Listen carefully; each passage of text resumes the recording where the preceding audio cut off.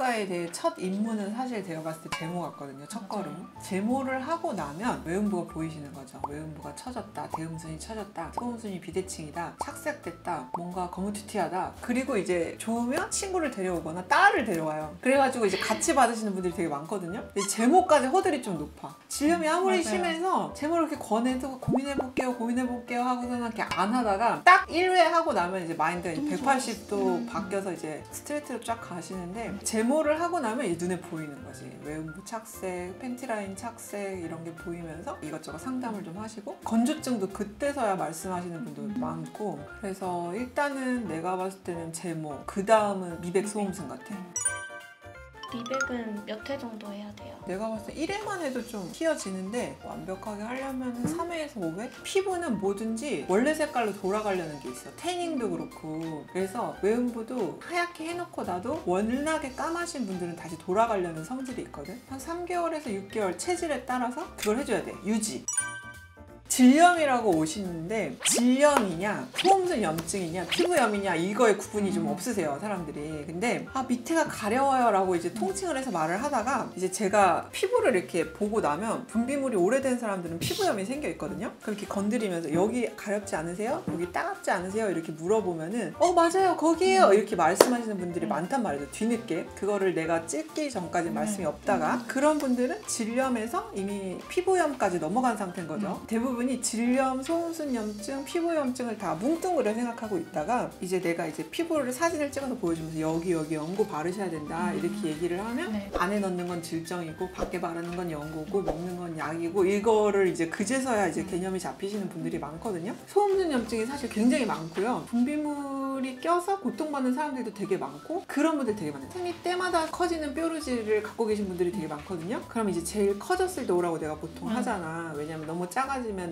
또 위치를 모르니까.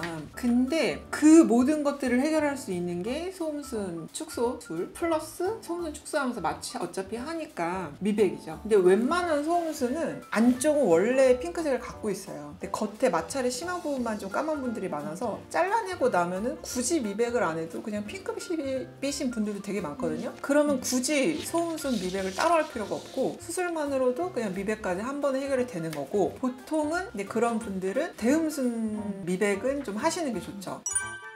드시고 있는 약을 잘 얘기해 주시는 게 좋고요. 요새 건강에 대한 관심이 많다 보니까 오메가3 되게 길게 드시고 크릴새우 오일 드시는 분들 많은데 그거 지혈 안 되거든요. 한 일주일 정도 끊으셔야지 되고, 그리고 의외로 20대보다 40, 50대 여성분들도 많이 소음순 수술을 하시기 때문에 먹는 약 중에 이제 피를 묽게 하는 약들이 있어요. 그런 거는 좀 일주일 정도 끊어야지 지혈이 좀 되고, 안 그러면 수술해놓고 다시 피나서 오시는 경우가 많기 때문에 무슨 약을 드시고 계신지 영양제라도 꼭 말씀을 해주시는 게 좋고요. 피를 날 만한 것들은 좀 끊으셔야 돼요. 그리고 그거 중요한 거 켈로이드 체질인지 꼭 얘기해 주셔야 돼요. 내가 상처가 잘 낫는 타입인지 아닌지도 말씀해 주시면 되게 좋아요. 왜냐하면 실밥을 언제 풀을지 여부가 좀 갈리거든요. 의외로 젊다고 다 회복이 빠른 게 아니고 나이가 많다고 회복이 느린 게 아니에요. 살성도 되게 있고 면역도 되게 의외로 있어서, 저희는 상처가 안 낫는 젊은 분들은 면역 주사를 그냥 막 맞추고 있어요. 살 빨리 올라오라고. 안전한 소음 수술을 위해서는 자기 체질을 좀 잘 알아야 돼요. 켈로이드가 있는지, 상처가 잘 낫는 사람인지, 지혈이 잘 되는 타입인지까지 알면 좋겠지만 그건 잘 모르시는 분들도 많거든요. 영양제 드시고 있는 거 뭔지 뭐 이런 것들 말씀해 주시면 되게 좋아요.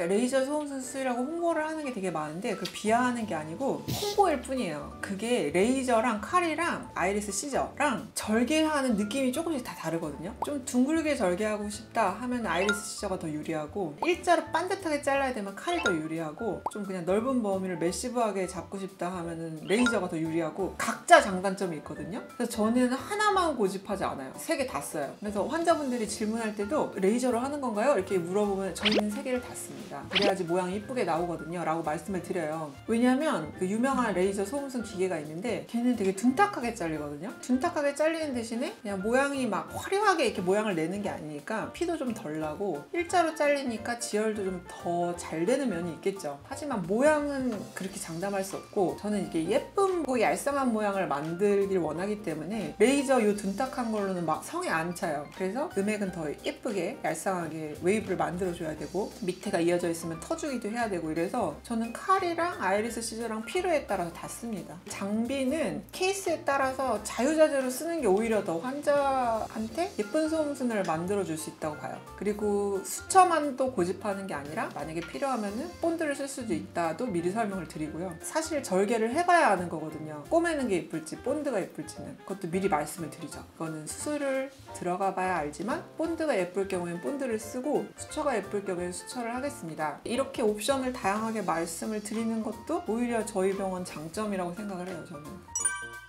꼭 레이저 주사 때문이 아니라 수술 때문에 많이 붓는 분도 있고요. 일부러 투메센트라고 조그만한 부분을 확대해서 보기 위해서 소음순에다가 액체를 채워서 이렇게 부풀리거든요. 소음순을 좀 부풀려야지 다듬고 나서 붓기가 빠져도 이렇게 예쁘게 아무는 그런 공법이 있어요. 우리 투메 쓰잖아. 그 이유가 이렇게 부풀리고 나야지 칼로 자를 때도 이제 범위가 눈에 명확하게 보이기 때문에 일부러 투메를 넣는 건데 그게 덜 빠져도 부은 것처럼 보일 수 있고 그리고 실제로 젊은 분들 중에 피가 날까봐 이제 혈관을 꽁꽁꽁꽁꽁꽁 일부러 완전 폐쇄를 시키질 않아요. 왜냐면 혈관이 어느 정도 자라나야지 새살을 돋게 만드는 인자를 거기까지 퍼나르거든요. 근데 의외로 너무 그 혈관 자라는 게 발달해가지고 출혈이 많이 되는 분들도 있거든요. 그런 경우에도 이렇게 붓기도 하죠. 꼭 레이저 때문이 아니라 이거 원인이 너무 많아요.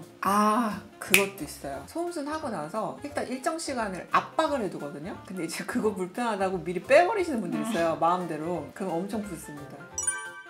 나 사실 이 얘기를 하고 싶었어. 유튜브를 보고 수술 상담을 많이 오시거든요. 실제로 저를 보고 환자분들이 생각보다 너무 어리네 하고 취소하고 가시는 분들이 꽤 있거든요. 근데 저 생각보다 그렇게 어리지 않습니다, 여러분.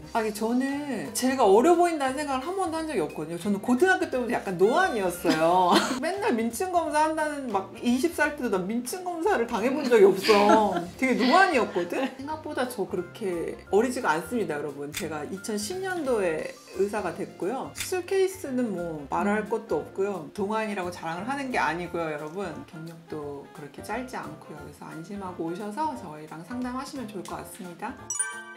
그 소음순 수술 후에 맹 같은 거 나오는 것도 괜찮은 거예요? 이건 꼭 얘기해야겠다. 제가 이제 소음순 수술을 먼저 권하는 경우들이 있거든요. 근데 그런 경우들은 소음순이 굳은 철문처럼 질을 닫아가지고 냉이 밖으로 안 빠지는 경우야. 그럼 속으로 계속 꼴면서 경부염 생기고 나중에 지져야 되거든. 그런 경우들은 이제 소음순을 좀 쳐내자고 말씀을 먼저 드리는데, 그러면 제일 먼저 느끼시는 게 건조하다 하시는 거야. 근데 그동안 너무 습한 거에 익숙하다 보니까 건조하다고 느끼시는 거지. 이제 익숙해지면 또 괜찮은데 냉이라든지 소변이 내 마음대로 나가는 것 같지 않고 이렇게 퍼지는 것 같다 이렇게 얘기를 하시는데, 그것도 좀 익숙해지고 좀 시간이 지나면 자리를 잡고 냉도 겉으로 이렇게 막 평소보다 더 많이 빠지는 것 같지만 사실은 그게 속으로 계속 고이고 있던 거여가지고 나쁜 게 아니야. 그냥 밖으로 빠지는 게 오히려 공기도 통하고 균도 빨리 없어지는 방법 중에 하나지. 그것 때문에 소음순을 하라고 먼저 말씀드리는 경우도 있어.